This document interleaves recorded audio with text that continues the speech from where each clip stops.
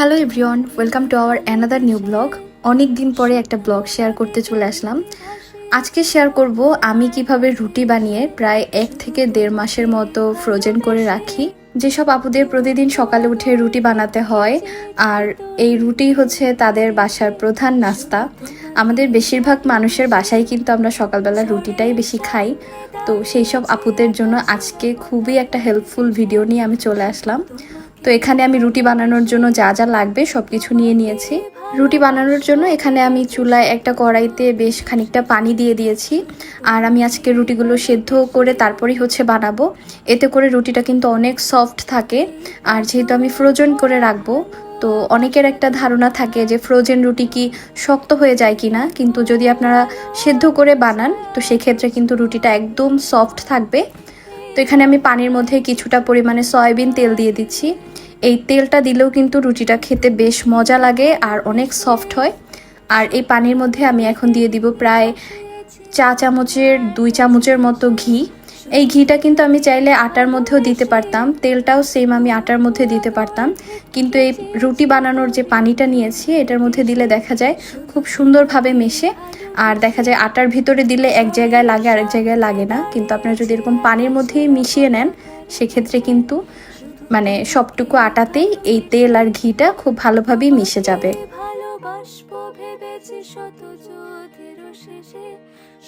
রুটি বানানোর জন্য পানিটা কিন্তু অলরেডি ফুটতে শুরু করেছে। এখন আমি এর মধ্যে দিয়ে দিচ্ছি স্বাদ মতো লবণ। আজকে আমি এসিআর পিওর যে আটাটা আছে সেটার 1 কেজির একটা প্যাকেট নিয়েছি, আর আমি পুরোটা দিয়ে রুটি বানাবো। তো সেই অনুযায়ী কিন্তু আমি এখানে পরিমাণ মতো লবণ দিয়েছি। পানিতে বলক উঠে আসলে আমি এর মধ্যে এখন আটাগুলো দিয়ে দিব। আর আটাগুলো দিয়েও কিন্তু আমি চুলার উপরে প্রায় 5 থেকে 6 মিনিটের মতো রাখবো। আপনারা যারা রুটি বানাবেন এই টিপসগুলো কিন্তু অবশ্যই ফলো করবেন, তাহলে কিন্তু আপনাদের রুটিগুলো অনেক সফট হবে খেতে। শুধু তোমাকে ভালোবেসে দুমুঠো আদর ভিক্ষে চেয়েছি দরিদ্র এই দেশে। এই পর্যায়ে আমি চুলাটা বন্ধ করে দিয়েছি, আর এখন আটাগুলোকে খুব সুন্দরভাবে দলা পাকিয়ে নেব। আর এটা কিন্তু গরম পানি থাকা অবস্থায়, মানে আটাগুলো যাতে গরম পানির সাথে খুব ভালোভাবে মেশে, এর জন্য আমি চুলার উপরে রেখে এই কাজটা করছি। এ পর্যায়ে আমি চুলা থেকে কড়াইটা নামিয়ে আটাগুলো গরম অবস্থা থাকাতেই কিন্তু আমি মাখানো শুরু করে দিলাম। আর এই কাজটা আপনাকে করতে হবে আটাগুলো গরম থাকা অবস্থায়, এতে করে কিন্তু আপনার রুটিটা সফট হবে আর আটার ডোটাও কিন্তু খুব মসৃণ হবে। মানে আমরা যেহেতু সফট একটা রুটি বানাতে চাচ্ছি, তো সেক্ষেত্রে এই টিপসগুলো কিন্তু অবশ্যই আপনাকে মাথায় রাখতে হবে। আমাদের অনেকেরই একটা ধারণা বা আমরা অনেকেই বলে থাকি যে রুটি বানালে রুটিগুলো সুন্দর হয় না, বেলতে গিয়ে অনেক ঝামেলা হয়। তো সব কিছুই কিন্তু আপনার এই ডো বানানোর উপরে নির্ভর করে। আটার এই কাই বা ডো যেটাই বলেন না কেন, এটা আপনি যত ভালোভাবে মাখিয়ে নিতে পারবেন তো ততই কিন্তু আপনার রুটিটা সুন্দর হবে, গোল হবে, আর রুটি বেলার সময় কোনো ধরনের ঝামেলা হবে না। এখন আমি একটা রুটি বানানোর জন্য যতটুকু ডো প্রয়োজন ততটুকু নিয়ে একটা লিচি কেটে নিচ্ছি। আর এটাও আপনারা আপনাদের পরিমাণ মতোই নেবেন। আমি একটা রুটি একটু মিডিয়াম করেই বানাতে চাই, মানে একদম বেশি পাতলাও না আবার একদম বেশি মোটা মোটাও না, একটু দেখা যায় মাঝারি আকারের বানালে একটা রুটি খেলেই যাতে পেট ভরে যায়। তো ওই হিসাব করেই কিন্তু আমি বানাচ্ছি। আশা করি আপনারা রুটির কাইটা দেখলেই বুঝতে পারবেন। এখন আমি একটা করে রুটি বানিয়ে নেব। আর রুটিটা বানানোর আগেও কিন্তু আমি এরকম করে একটু রুটিটা মথে নিয়েছি যাতে করে রুটির শেপটা সুন্দর হয়। আর অনেক নতুন আপুরাই আছেন যারা নতুন নতুন রুটি বানানো শিখেছেন, তো তারা দেখা যায় একটা ঝামেলায় পড়ে যায় যে রুটি গোল হয় না।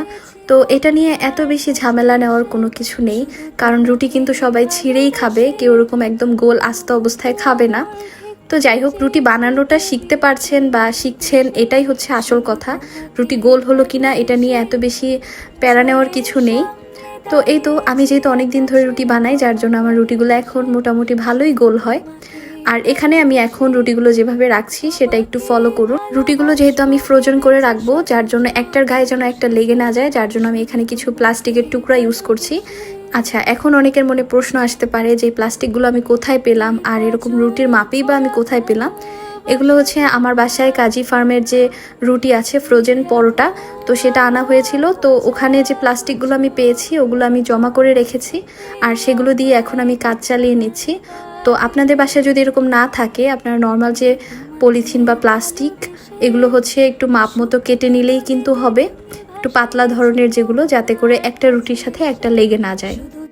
তো এই তো এখানে আমার প্রায় 45টার মতো রুটি হয়েছে 1 কেজি আটাতে। আর রুটির সাইজগুলো দেখে কিন্তু আপনারা অলরেডি বুঝতে পারছেন, একদম মোটাও না আবার একদম পাতলা রুটিও না।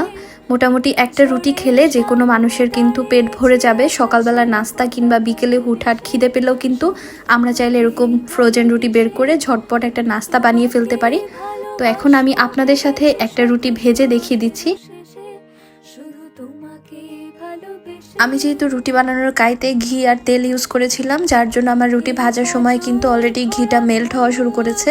আপনারা রুটির চারপাশটা খেয়াল করলে বুঝতে পারবেন। এক্ষেত্রে আমাকে আর এক্সট্রা করে তেল বা ঘি কোনো কিছু ইউজ করতে হচ্ছে না। আর আপনারা যদি চান যে এটাকে আমি একটু তেল দিয়ে ভেজে খাবো, সেক্ষেত্রে এখানে তেল অ্যাড করতে পারেন, কোনো ব্যাপার না। তো আমার কাছে এরকম রুটি ভালো লাগে, ঘিয়ের একটা স্মেল পাওয়া যায়, মানে বিশেষ করে ওই যে দোকানে যে আমরা পরোটা কিনতে পাই ওরকমই লাগে খেতে। তো এই তো এখানে আমি আমাদের আজকে সকালে নাস্তার জন্য 4টা রুটি ভেজে ফেললাম। আর রুটিগুলো কিন্তু খেতে বেশ মজা লাগে, বিশেষ করে আলু ভাজি বা ডিম ভাজির সাথে। সকালবেলা যেহেতু আমাদের সবারই একটা তাড়াহুড়োর মধ্যে সকালটা শুরু হয়, তো আপনারা কিন্তু চাইলে এরকম রুটি বানিয়ে সকালের কাজটা একটু আগিয়ে নিতে পারেন। আই হোপ আজকের এই ভিডিওটা বিগিনার আপুদের জন্য অনেক হেল্প হবে। তো ভিডিওটা ভালো লাগলে একটা লাইক করবেন, চাইলে কমেন্ট করে আপনাদের সুন্দর মতামত জানাতে পারেন। সবাই ভালো থাকুন, সুস্থ থাকুন, হ্যাভ এ গুড ডে।